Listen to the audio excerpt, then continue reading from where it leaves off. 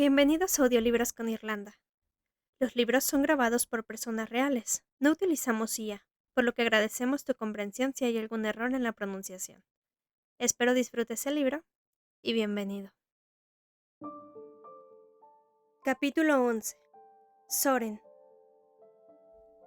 Ana cerró los puños en un esfuerzo por no saltar de la silla. Nunca se había alegrado tanto de ver a alguien. Hundió la mirada en las hojas frente a ella. Escondió su sonrisa detrás de sus cabellos. Oyó que el profesor de historia le decía algo a Abel. Le indicaba la última mesa libre, al final de la sala. Y cuando volvió a levantar la cabeza, vio a Abel dirigirse a su mesa, pasando primero a su lado. Durante un instante, lo miró a los ojos y se asustó. El hielo de su mirada había cambiado. Se había vuelto más oscuro, como la superficie helada de un lago cuya profundidad se puede apreciar justo cuando el viento barre la nieve que lo cubría. Una profundidad infinita, sin fondo, y casi completamente negra. No sabía qué habría allá abajo, qué pensamientos y criaturas nadarían en aquellas profundidades, y sintió miedo. Fue como si pudiera ver a Abel hundiéndose en su propio mundo interior. Sacudió la cabeza para librarse de aquella idea abstracta y oscura. ¿Qué había ocurrido? ¿Dónde había estado? Buscó a Gita con la mirada, y ella se encogió de hombros. El profesor de historia les entregó las hojas del examen llenas de amenazantes preguntas e instrucciones. Concéntrate, pensó Ana. Concéntrate en el maldito examen. Lee el texto. Haz que la máquina funcione. Y funcionó. Los datos estaban bien guardados en su cabeza, de forma fiable y segura. A pesar de todo, seguía siendo Anna Ledman. Era una buena estudiante. Su cerebro podía almacenar información para escupirla más tarde, en cuanto se lo pidieran. Solo tenía que comentar 2 de 3 textos propuestos. Se apresuró. Su bolígrafo casi se deslizaba solo por el papel. Era como si ella misma se limitara a contemplar desde afuera cómo iba surgiendo el texto, limpio y ordenado. No volvió a levantar la cabeza hasta que acabó la primera tarea, la mitad del examen. Vio a los demás inclinados sobre sus hojas, escribiendo, nerviosos. El profesor de historia estaba al frente, de pie, junto a su mesa. Había otro profesor vigilando.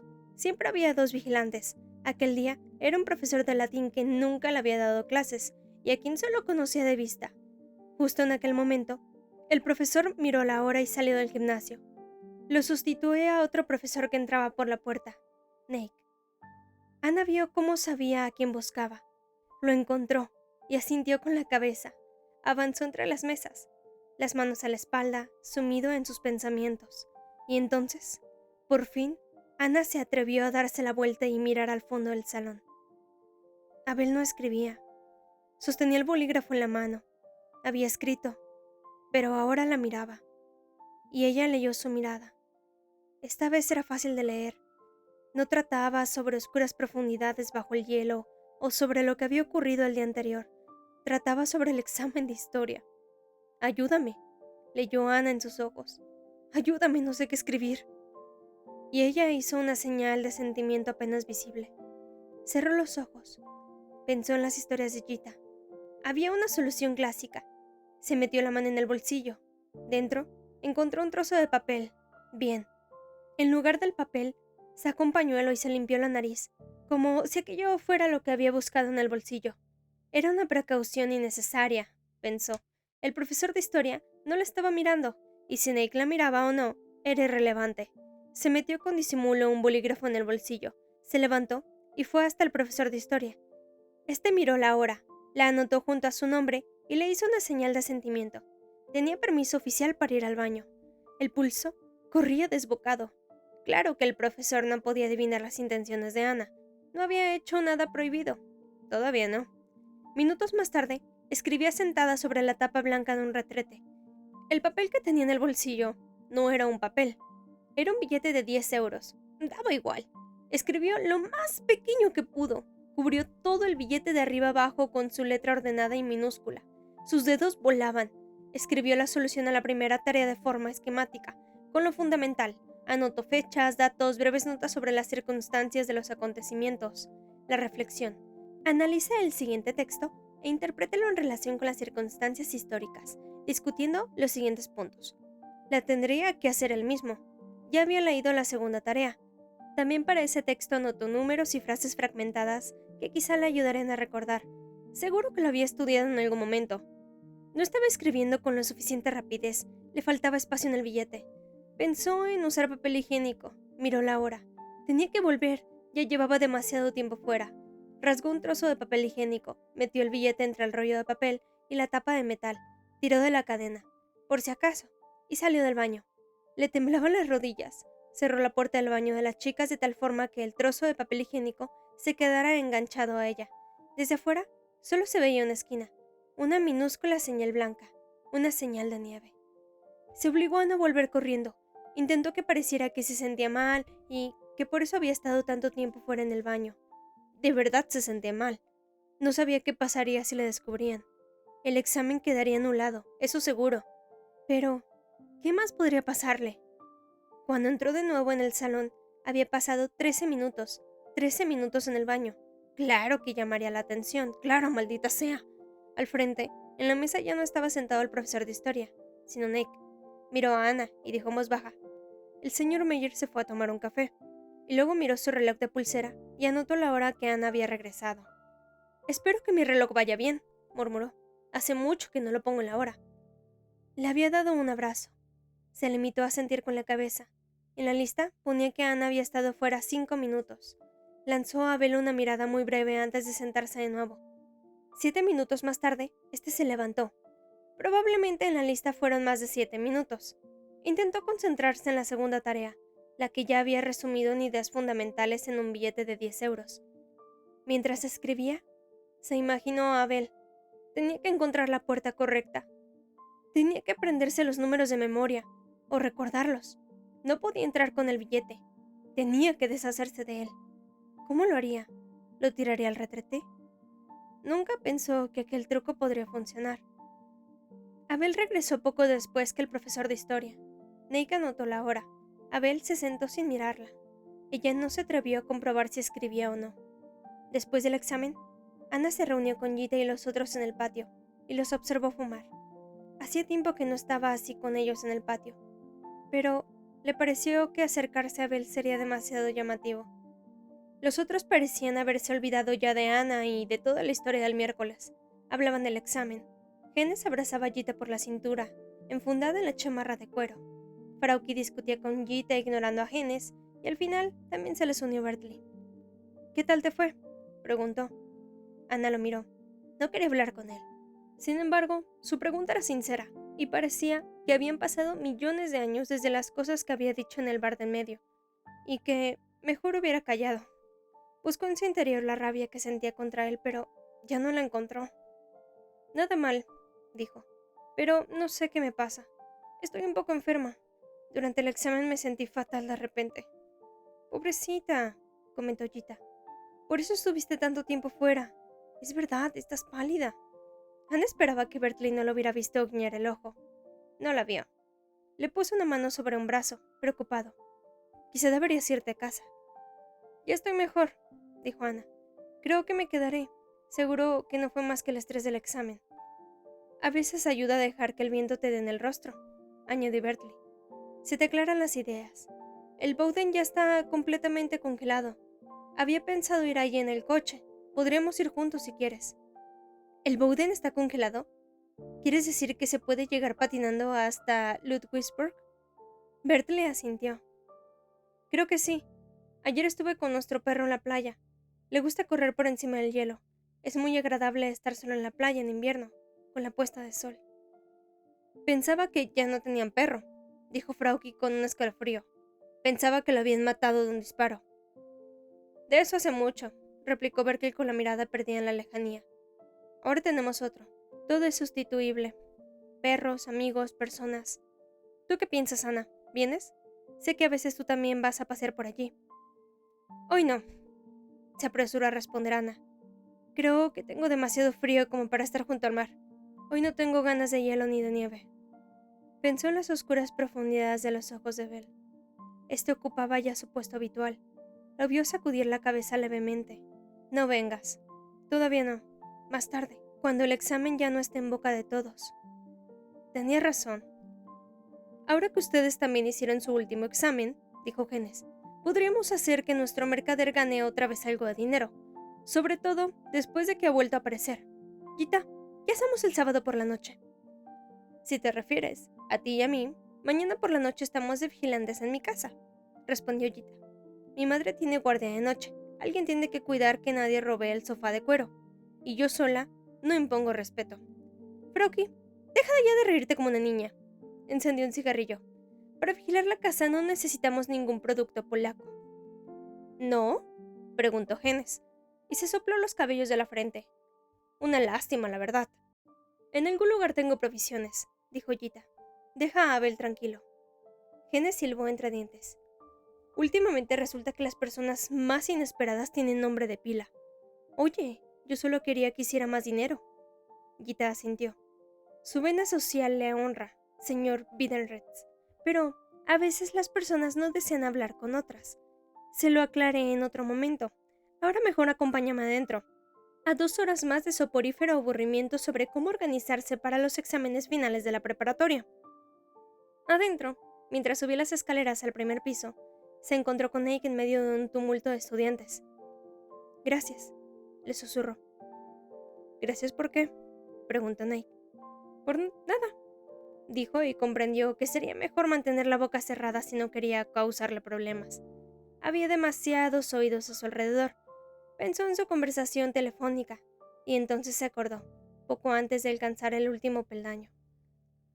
¿Conoce usted a Michel Tanatek?, preguntó sin más. Él levantó las cejas surcadas de canas. ¿A quién? A la madre de Abel. Nick se quedó parado al final de la escalera. Dejó que los demás se adelantaran y se sacudió la cabeza. Nunca vino a mis horas de tutoría para padres, si te refieres a eso. No me refiero a eso, repuso Ana mirándolo a los ojos. ¿La conoce, quizá, de antes?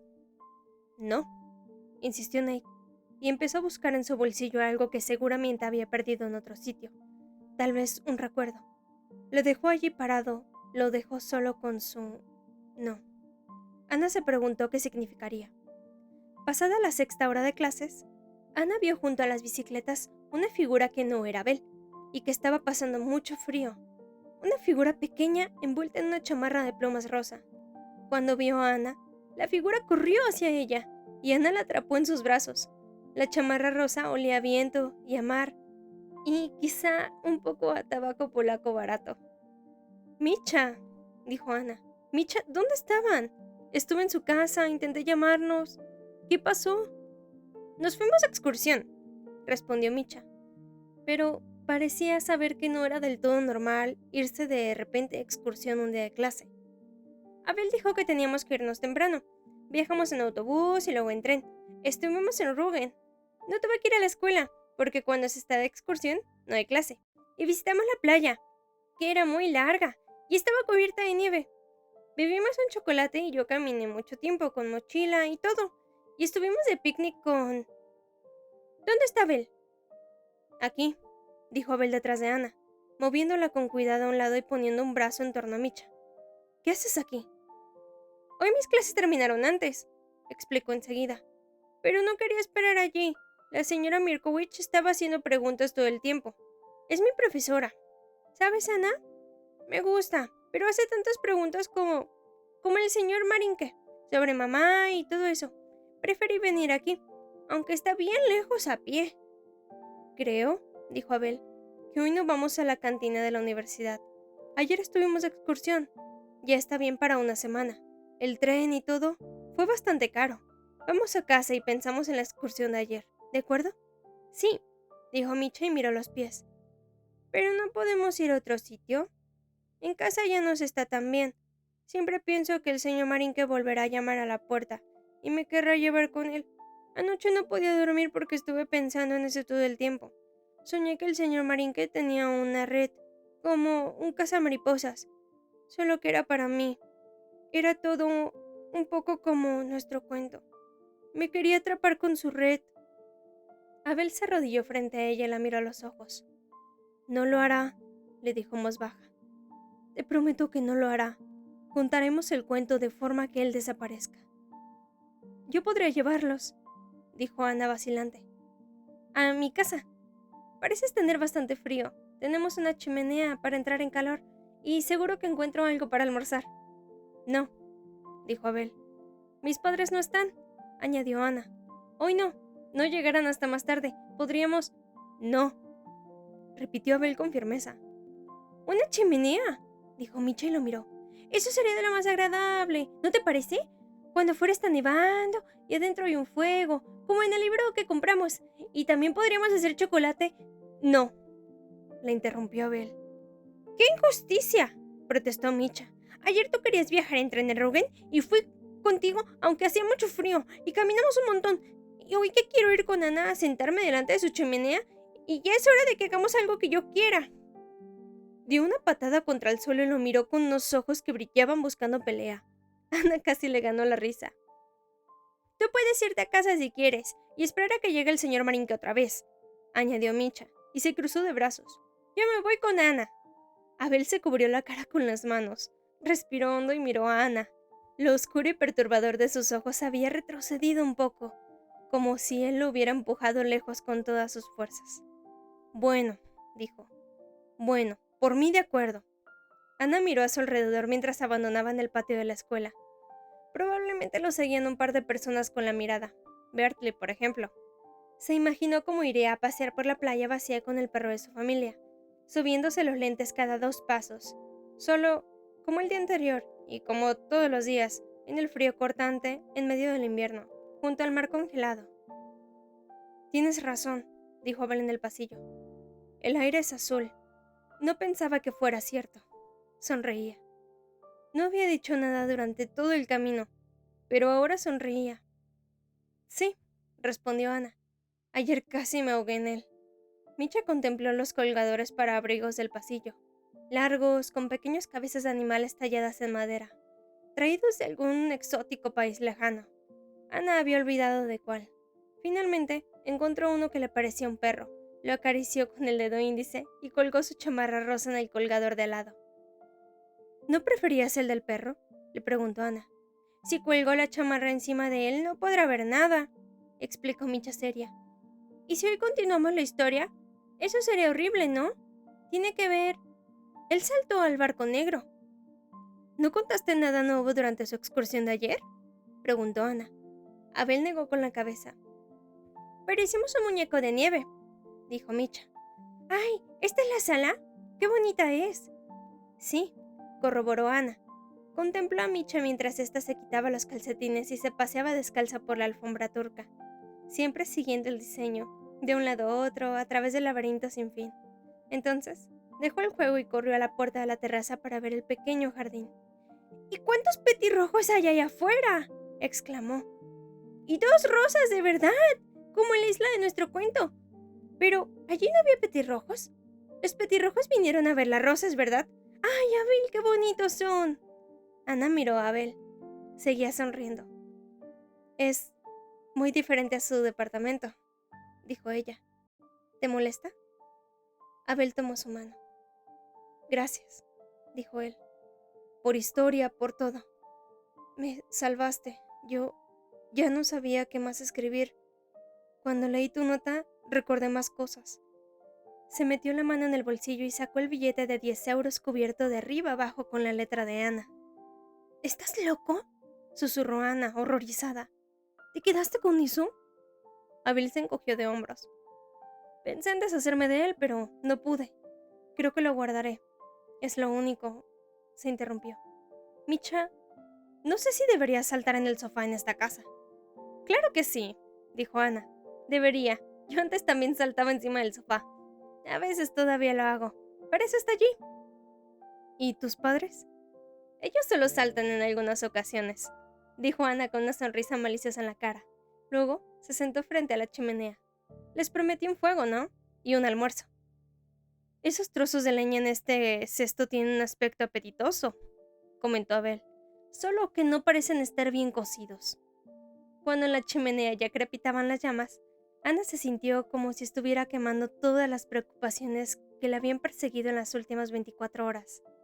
Sentados delante del fuego, los 3 hablaron sobre la mejor receta para preparar troncos de leña, y Micha observó las chispas que saltaban de la madera, y todo estaba bien. Quería preguntar a Abel por qué se había ido a Rubén con Micha. ¿Por qué no habría contestado el teléfono? ¿Por qué no le había dicho nada? Pero no lo hizo. Fue a la cocina y calentó los restos de un plato gratinado que Linda había cocinado el día anterior. Les había dicho que no quería ninguna ayuda. Silbó una melodía mientras buscaba platos. Cuando regresó a la sala, Abel y Micha estaban sentados juntos en el piso, hojeando un libro ilustrado que Magnus le regaló a Linda de Navidad. Un libro con fotografías de desiertos. Nosotros, balbuceó Abel y cerró el libro. Tranquilo, lo pueden tomar, dijo Ana. Esto no es un museo, sino una casa. El desierto es de mi madre. Le encantan los desiertos. Cuando yo me vaya a Inglaterra, después de la preparatoria, ella quiere irse a algún desierto. Eso dijo, para compensar. ¿Puedo ir yo también?, preguntó Micha. Yo también quiero ver un desierto. Aquí en el libro hay un montón de fotos de arena. Seguro que allí hace calor. Se podría dejar correr la arena entre los dedos. A lo mejor hay una isla con desiertos en nuestra historia. ¿No, Abel? ¿Por qué no hemos viajado nunca a un desierto todavía? Hay que volar en avión muchas horas, dijo Abel. Seguro que tú no quieres quedarte quieta tantas horas dentro de un avión. ¡Claro que sí! Me encantaría viajar en avión, exclamó Micha. Nunca he volado. ¿Podemos volar algún día, Abel? Cuando almorcemos vamos a subir las escaleras volando y podrás entrar en mi habitación, se apresuró a decir Ana. Si quieres, puedes intentar sacar algún sonido de mi flauta transversa. No te creas que es fácil. Micha no consiguió sacar ni un sonido de la flauta, pero la sostuvo largo tiempo entre las manos. Se sentó en la hamaca que colgaba en el cuarto de Ana y dirigió la mirada al techo, y dijo que le gustaría mudarse allí, pero claro que faltaría su cama alta, y si podía mirar los libros de la estantería, si tenía cuidado, cosa que le permitieron. De pie a su lado, Abel y Ana miraban inmóviles. Nunca será así, murmuró Abel. Nuestra casa nunca será así. Entonces Ana lo rodeó con sus brazos y le susurró. Hace tiempo que ya es así, solo que no se ve a primera vista. ¿Sabes que a veces me gusta más estar en su departamento que aquí? Ayer lo pensé, pero, Abel, ¿qué le pasó al perro gris plateado después de saltar al barco negro? ¿Qué ocurrió? ¿Está bien? Pensativo, Abel le acarició el pelo y dejó la mano descansar allí unos segundos, los dedos enredados entre sus cabellos. Nunca antes le había acariciado el pelo. Había una buena cantidad de partes de su cuerpo, pensó ella, que nunca la había acariciado.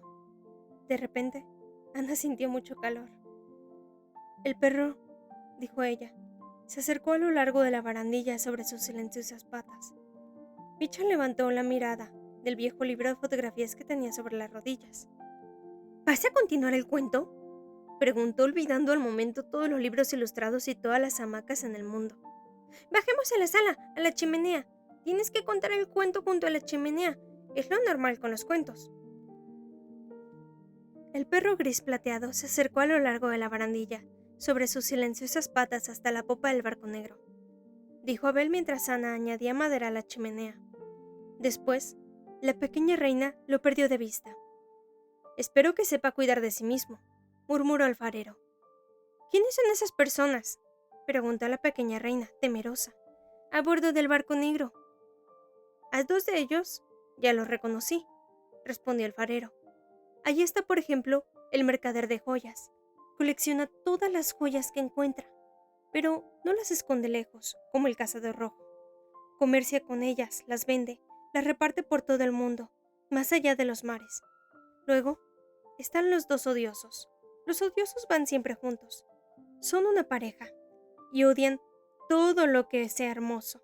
Quieren destruir el diamante. Por último, esa mujer gorda en ropa deportiva. ¿Sabes por qué está tan gorda? No, negó la pequeña reina. Le temblaba todo el cuerpo. Devora las piedras preciosas, explicó el farero, que le trae el mercader de joyas.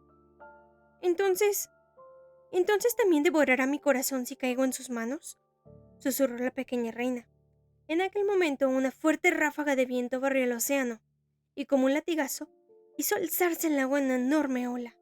Los pequeños fragmentos de hielo tintinearon al chocar unos contra otros.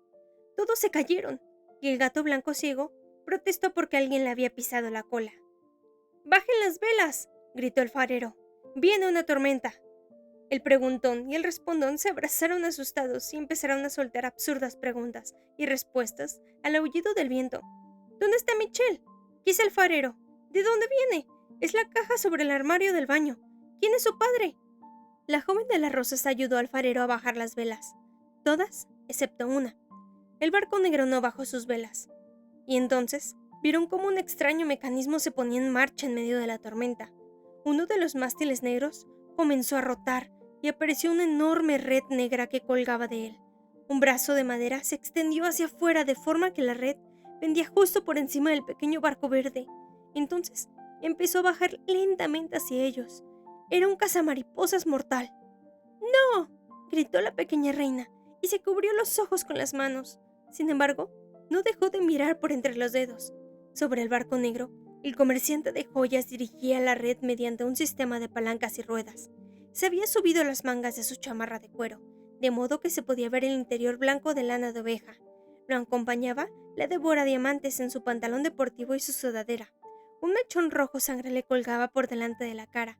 Justo detrás de ella, se agarraba a la barandilla los dos odiosos.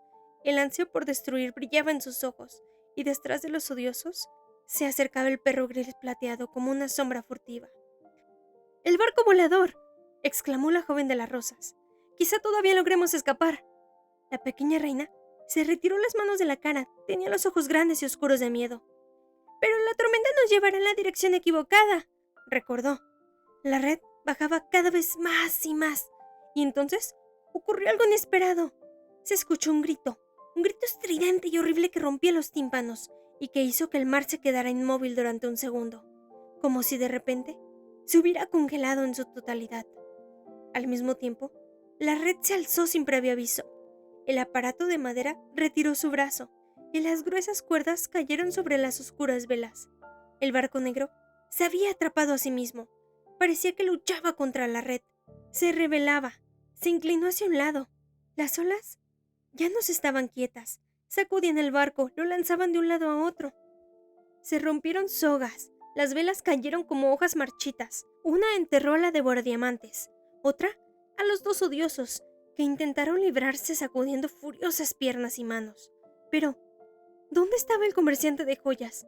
El barco verde se alejó de allí con su vela blanca, atravesando la tormenta, y el barco negro quedó atrás, prisionero como un gran escarabajo en una telaraña. ¡El perro gris plateado!, exclamó la pequeña reina. ¡Tenemos que salvarlo del barco negro! Quiso girar el timón amarillo, torcer el barco, pero cuando corrió hacia él, tropezó con el gato blanco que había vuelto a quedarse dormido, y cayó cuán larga era. La joven de las rosas la ayudó a levantarse. El barco cada vez oscilaba y se balanceaba con menos fuerza. La tormenta amainó, y en una última gran ola, algo se acercó flotando, un cuerpo. Durante un momento lo vieron con claridad, antes de que el mar se lo llevara a sus profundidades insondables. ¡El comerciante de joyas!, susurró la joven de las rosas. ¡Está muerto! Como el cazador rojo, añadió la pequeña reina. Se abrazó a la mujer de las rosas y lloró, y en el pecho sintió pinchazos en su corazón de diamante.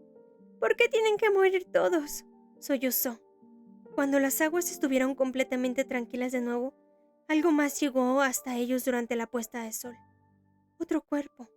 Era el cuerpo de un león marino. El preguntón y el respondón lo sacaron del mar con sus largos brazos. Lo colocaron con cuidado sobre la cubierta, donde se transformó en el cuerpo del perro, y la pequeña reina se arrodilló junto a él. Respiraba, pero no abrió los ojos. ¡Mi pobre perro!, se lamentó la pequeña reina. ¿Qué ocurrió en el barco negro? Déjalo dormir, dijo la joven de las rosas. Necesita tranquilidad. Llevó al perro abajo al camarote y lo acostó entre las pieles de oso polar. En un lugar de su pata delantera izquierda faltaba pelo sobre dos heridas redondas y brillantes, como si se hubiera quemado. ¿Dos?, preguntó Ana. A su lado, Micha se había dormido en el sofá. Ana levantó con cuidado la manga izquierda de Abel. Era cierto. Ahora había una segunda cicatriz redonda junto a la primera. ¿Qué es eso?, susurró. ¿Es lo que creo que es? Abel dijo que sí con la cabeza. Cigarros. La punta quema. Se bajó la manga.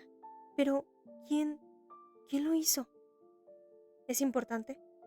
Ana lo miró y él suspiró. Yo, ¿contenta? No, dijo ella. ¿Por qué? ¿Por qué lo haces?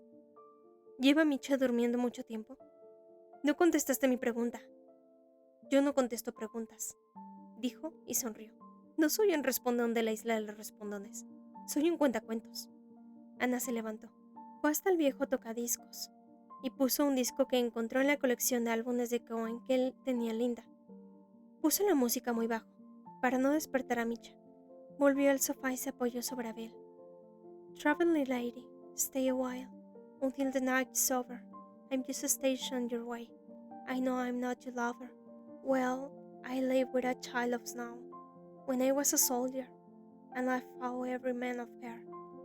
Until the nights grew colder. She used to wear her hair like you, except when she was sleeping. And then she's a waving lawn of smoking golden breathing. ¿Qué significa? Susurró Ana. ¿Qué significa todo eso? Abel le acarició el pelo otra vez, y su mano se deslizó por el cuello de ella, y se quedó allí, inmóvil. Lo significa todo, murmuró. Nada. And why are you so quiet now, standing there in the doorway? You chose your journey long before you came upon this highway. Traveling lady, stay a while, until the night is over. I'm just a station on your way. I know I'm not your lover. Estuve pensando en no regresar, dijo Abel de repente. Desaparecer, en algún lugar. Ana asintió. No fue una excursión. Huías de Marinque. Michelle nunca llamó, por supuesto que no. ¿Estás segura? Preguntó él. ¿Acaso llamó? No contestó ninguna pregunta. Ana tomó la mano de él en la suya y la deslizó hacia abajo, desde su cuello, por debajo de su camisa. Era una mano increíblemente vacilante. Casi se erizaba. Luego, la mano descansó sobre su pecho izquierdo, y ella se preguntó si conseguiría desabrocharse el sujetador sin destruir aquel momento. En las películas, ese tipo de cosas ocurrían sin más. La gente no llevaba incómodas prendas de ropa. No tenían nunca ganchos, ni botones, ni broches obstaculizando el camino. Ana, susurró Abel. No estoy seguro. ¿No basta con que yo lo esté? Pero Micha. Él se rindió y dejó la mano donde estaba. Y entonces la besó. Y ella pensó que aquel era el tercer beso. Y se preguntó si sería posible contar todos los besos que se daban en una vida, o si llegarían a ser demasiados. Con Abel no parecía que se pudiera correr el riesgo de perder la cuenta. Sintió el sabor de la sangre en la boca. Debía tener los labios agrietados del frío. ¿O solo se lo estaba imaginando? Saboreó también el mar en el que él había sido sacudido por las olas, inconsciente como un león marino en su cuento. Saboreó la imagen de la red negra y de las velas que caían como hojas marchitas. Se preguntó si estaría alguna vez a solas con él, sin Micha. Con ese solo puedes tener una relación de sexo, le oyó decir Gita. Frío, pensó, muy frío, Gita. Y entonces oyó la puerta principal de la casa y voces en el pasillo. Jamás un beso había terminado de forma tan abrupta. Ana abrió los ojos, miró a Abel y sonrió. Él no sonreía. Se levantó de un salto. Ella también se incorporó, más despacio, y le tomó de la mano. «Espera», le pidió en voz baja. «No te vayas, por favor. No muerden, ¿sabes?» «Yo no debería estar aquí», respondió él. «Claro que sí», repuso Ana. Micha parpadeó, se estiró y bostezó. «¿Qué pasó?», preguntó somnolienta. «Tenemos que irnos», dijo Abel. Miraba a su alrededor angustiado, como si quiera salir corriendo por la puerta del jardín y huir por encima de los tejados. Se soltó de la mano de Ana. Parecía completamente perdido en el gran comedor, en el aire azul. Perdido como en un océano lleno de tintineantes fragmentos de hielo. La puerta del salón se abrió, y Magnus y Linda entraron casi al mismo tiempo. Linda se detuvo sorprendida. Luego sonrió. «Ah», dijo, y ya no sonreía, reía, una risa suave y azul. Así que de eso se trataba. «¿Qué?», preguntó Ana. «Tu secretismo», dijo Magnus sacudiendo la cabeza, y dejó su bolsa encima de un sillón. «Sí, parece que de eso se trataba. O de él». Abel no dijo nada. Miraba de Linda a Magnus y de nuevo a Linda, como un animal acorralado, con fuego en los ojos.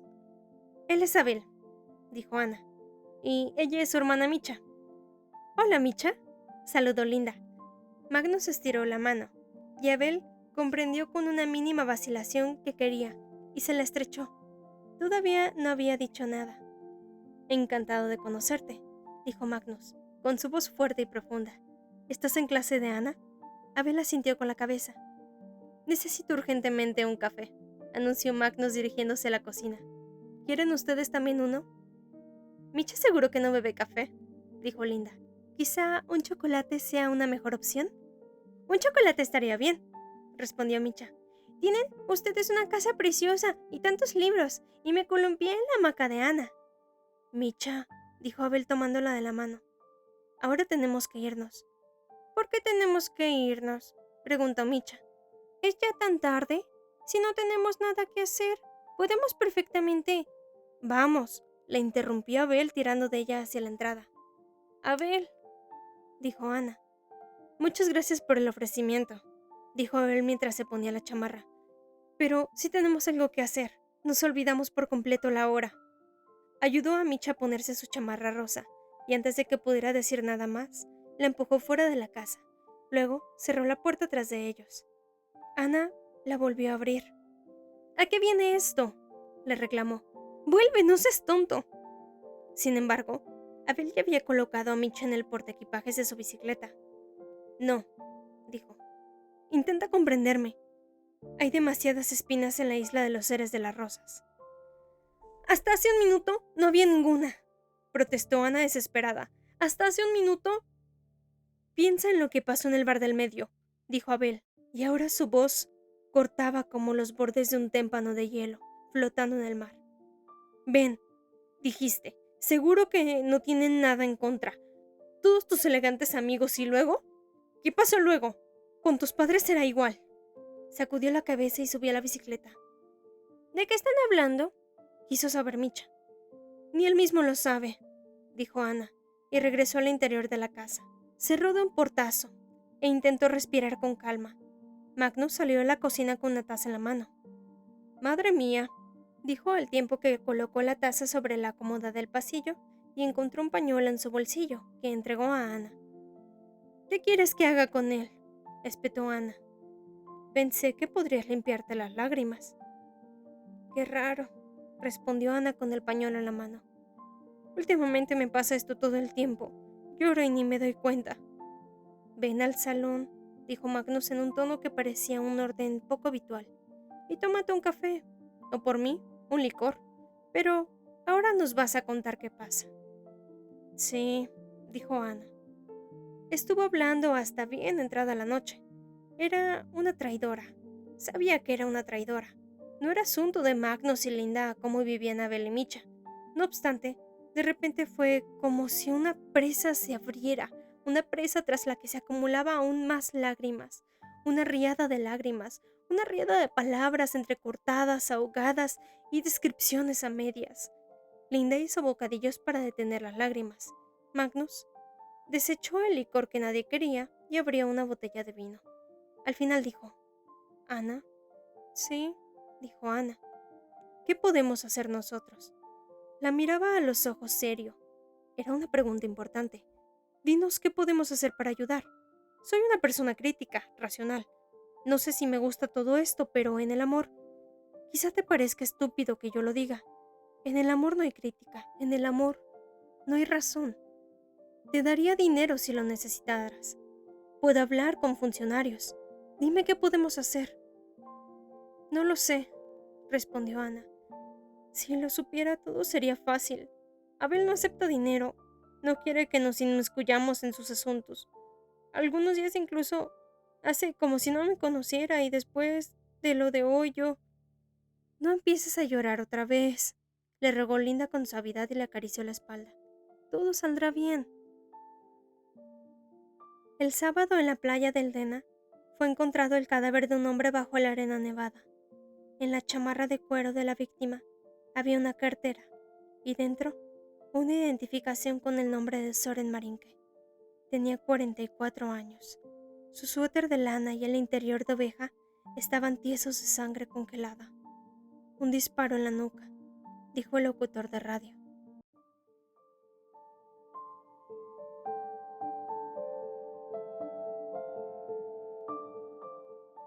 Si te ha gustado el video, puedes dejarnos un like y suscribirte para poder seguir trayéndote más audiolibros.